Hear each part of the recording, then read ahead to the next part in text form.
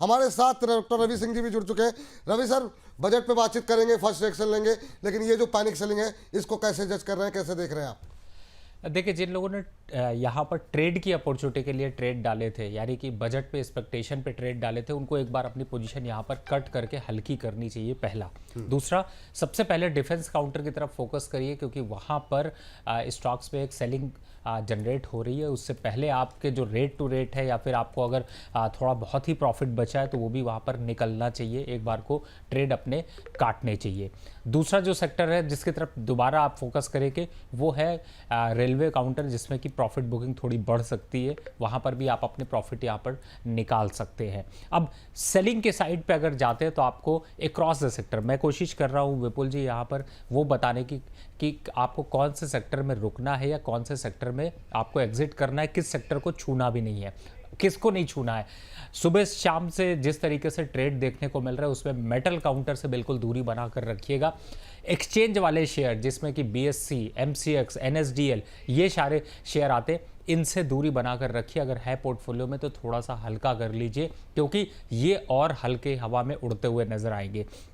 अगर तीसरे काउंटर की तरफ, तीसरे से अगले सेक्टर की तरफ चलें तो मुझे लगता है कि रियलिटी काउंटर पे यहाँ पर आपको थोड़ा एग्जिट होना चाहिए, क्योंकि इस समय मार्केट के लिए सभी काउंटर बहुत लुब्रिकेटिव नहीं है, लेकिन जो कंजप्शन बेस है, जैसे कि अगर आप कहते हैं तो मैं उसको भी आपको बताता हूँ। बताइए जी, अगर उस तरीके से फोकस करें तो मुझे लगता है कि इन लेवल्स पर थोड़ा सा आप फार्मा, FMCG या फिर आप जो PSUs कंपनीज है उनकी तरफ थोड़ा सा रुकावट कर सकते हैं, या उनकी तरफ अपना जो पोर्टफोलियो उसको स्विच कर सकते हैं। लेकिन जो इस समय सिचुएशन चल रही है उसको देखते हुए थोड़ा सा पैनिक सेलिंग आ सकती है, बहुत ज़्यादा आपको घबराने की ज़रूरत नहीं है। कैपिटल मार्केट से जुड़े शेयर बुरी तरह टूटे हैं, क्या करना चाहिए?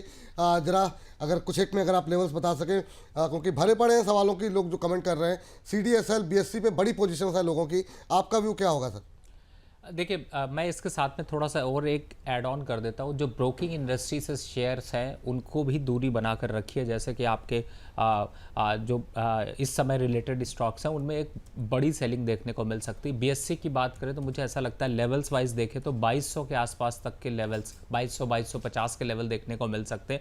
एंजल 1 की बात करें तो वापस से आपको 2050 के आसपास के लेवल्स देखने को मिलेंगे। तो लेवल्स का भी ध्यान रखिए, लेकिन यह है कि बहुत पैनिक मत करिए। पोजीशन इनमें फ्रेश बाय करने से बचिए। NSDL की बात करें तो इस समय 960, 970 के पास चल रहा है, जो कि अभी 920 तक जा सकता है। तो आप समझ सकते हैं कि कितनी तेज गिरावट इनमें अभी और देखने को मिलेगी। 1800 के आसपास तक MCX आ सकता है। तो आप लेवल्स का ध्यान रखें, तुरंत जल्दबाजी में एवरेज बिल्कुल मत करिएगा, क्योंकि अगर आपने एवरेज करने की सोची तो आप जल जाएंगे। और मार्केट पे जो इस तरीके की वोलेटिलिटी है इस पे आपको डिप अच्छे मिलेंगे। तो यहाँ पर सिर्फ आपको अपनी पोजीशंस थोड़ी हल्की करनी है। हल्की करने का मतलब है, देखिए क्या होता है विपुल जी, जब नुकसान आता है तो लोग तुरंत काट नहीं पाते अपनी पोजीशन को, लेकिन आप क्वांटिटी कम करके उस पेन को कम कर सकते हैं और उस मोमेंटम को थोड़ा सा वेट कर सकते हैं। क्योंकि एक एग्जांपल लेते हैं कि अगर मान लीजिए आपने 2600 पे भी आपने BSE का स्टॉक खरीदा, इस समय 2500 चल रहा है और 2300 के आने की संभावना है, आपके पास 100 स्टॉक है, तो कुछ नहीं तो आप 50 या 60 स्टॉक को आप काट के नीचे फिर से परचेस करेंगे तो आपका एवरेज अच्छा बन पाएगा। लेकिन फिलहाल करंट लेवल पर मैं फिर से वापस से रिपीट करता हूँ, बिकॉज बहुत से लोग धीरे धीरे करके जुड़ रहे होंगे, आपको पहली बार डिफेंस काउंटर में जिन स्टॉक्स में प्रॉफिट आ रहा है उनमें प्रॉफिट बुक कर लीजिए। रेलवे काउंटर से एक बार को पोजीशन हल्की करके एग्जिट करिए, या फिर आप लंबे समय के लिए अगर खिलाड़ी हैं तो आप बिल्कुल बने रहिए। लेकिन अगर शॉर्टर पीरियड के आप मोमेंटम को देख रहे हैं तो बिल्कुल अभी यहाँ पर दूरी बना लीजिए, क्योंकि जो बजट है उसको लेकर के एक्सपेक्टेशंस ज़्यादा थी, रिजल्ट्स थोड़े कम हैं।